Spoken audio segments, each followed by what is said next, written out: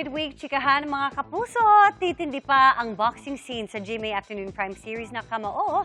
Ngayong nagsimula na ang intense training ni Makmak, played by Anton Binzon at kanyang lolo Domeng na ginagampanan ng kanyang ama na si Roy. Makichika kay Aubrey Carampel.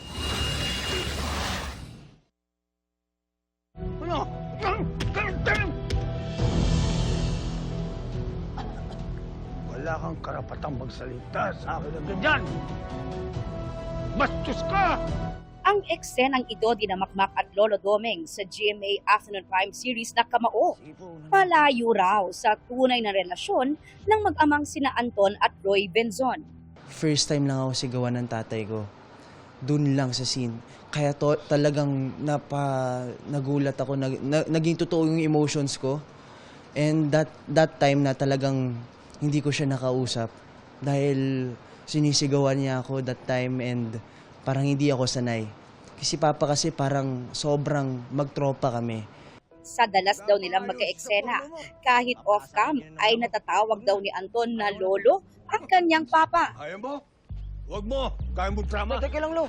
Pagdating sa bahay, natatawagan ko na si Papa ng Lolo.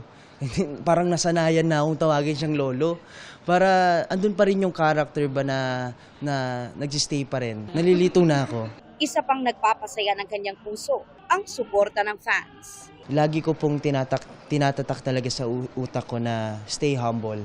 Stay humble always. Dahil sa mga natutunan ko po lahat ng mga gumagabay sa akin ng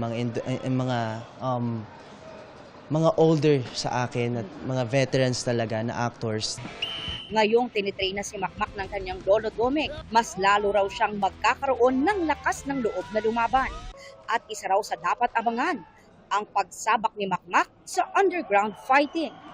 Nakuna ng GMA News ang rehearsals ni Anton at ng guest star sa serye na si Eric Eruption Tay na kanya raw makakalaban. So sabi nila, dapat underdog ka. So bagay sa eksena yan. Kaya sabi ko, parang sabi daw nila kanina, sa eksena dapat kinakabahan ka. Ay hindi pa po, hindi pa nagsisimula, kinakabahan na ako. Bukod sa fight scenes, abangan din daw ang kilig na hatid naman ng tambalan ni Anton at Shanti Videla na gumaganap as Chloe. At ang patuloy na pagsisikap ni Makmak para maging matagumpay na boksingero. Yun po talaga yung goal ko, to inspire people, to inspire kids na don't give up on their dreams. Talagang patuloy pa rin nila subukin yung mga gusto nilang gawin sa buhay. Aubrey Carampel, updated sa showbiz happenings.